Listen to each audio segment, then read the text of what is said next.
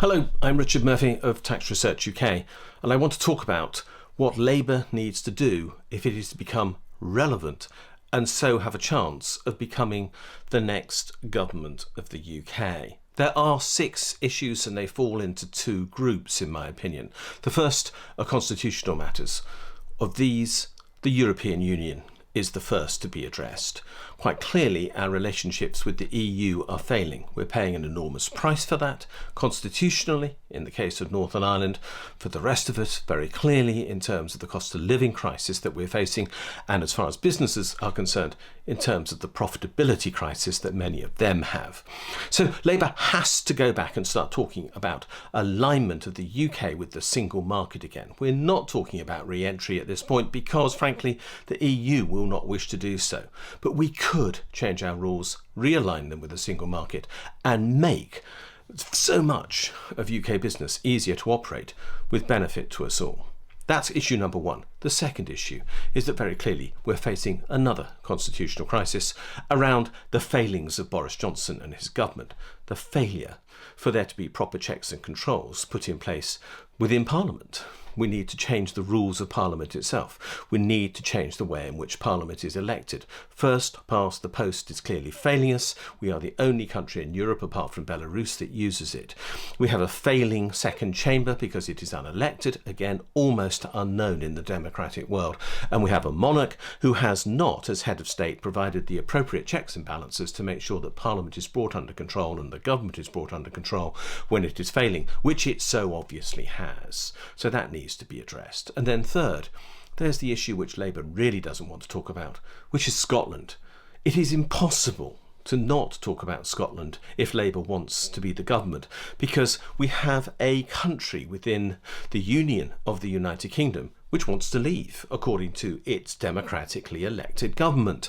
And they are preparing to have a referendum on that issue and want to seek the opinion of the people of that country. Labour can't pretend that this is an issue it can ignore. It has to talk about how to manage the situation if the people of Scotland want to leave, and if they don't. In either case, it has a duty to put its opinion on the record as to where it will go to make sure that Scotland is treated fairly by the rest of the UK. Then let's move on to the second group of issues, and these are all around the economy in some way or other. The first one is, of course, the restoration of public services. We have seen the degradation of the NHS, the destruction of social care, the undermining of the education system, the failure of the justice system to literally deliver that, and so much more. Local authorities failing to deliver because they are underfunded and beyond.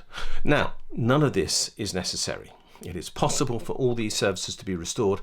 They did work before the Tories came to office in 2010.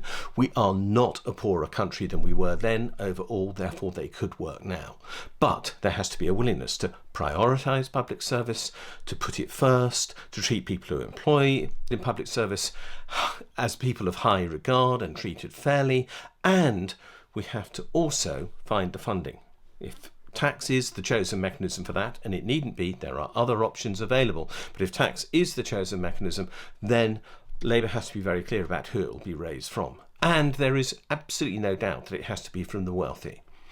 The wealthy are undertaxed on capital gains, they're undertaxed on income from wealth, whether that be interests or rents or dividends, and they're most certainly undertaxed with regards to the transfers of wealth, inheritance tax and so on. So we need to look at how wealth is taxed more and more effectively to deliver the prosperity that this country requires through the provision of better public services.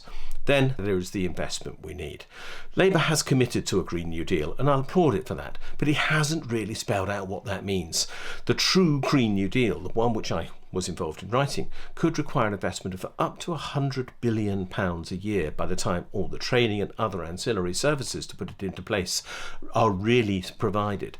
Now, that is bigger than Labour has committed to. It needs to go, well, bluntly, hell for leather for this. There's no other way around it. The planet requires it. The people of this country require it. We know that we are living in a climate crisis now. We're not anticipating one. It's here already, and so it has to be done. So the question is, how do we pay for that Green New Deal? And the answer is, in fact, incredibly simple. We spend £60 billion a year subsidising savings in this country at present. Roughly 55 billion goes into subsidising pensions, and the rest goes into subsidising individual savings accounts and other odds and ends.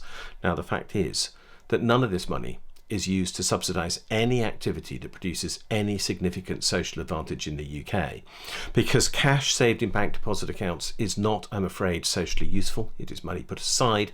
Nothing wrong for the person who wants to put money aside, but nothing of gain to society, and therefore not requiring a cash subsidy as it gets at present from the government. And pension funds, by and large, invest in second-hand shares and second-hand property and don't create any new investment for the economy, including for the Green New Deal. So as a result, that money is being spent in a way that is simply subsidising activity in the City of London and financial speculative activity, but not delivering what we need. So we need to change the subsidies for pension funds and ISAs. How do we do that?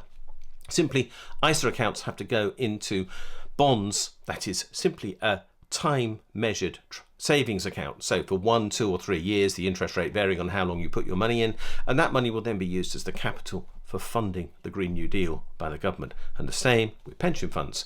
As a condition of getting tax relief on your saving, a quarter of your contribution has to go into investment that funds the Green New Deal. This is what I want, this is what I expect to happen, and this is how Labour can deliver that massive investment we need to transform our society. We want nothing less than a transformative government in the UK next time round. Labour has to deliver that now, has to show that now, or unfortunately there's going to be a great many very deeply disappointed people in the UK, and we can't afford that again. The Tories have failed us badly. They have undermined the credibility of government in this country.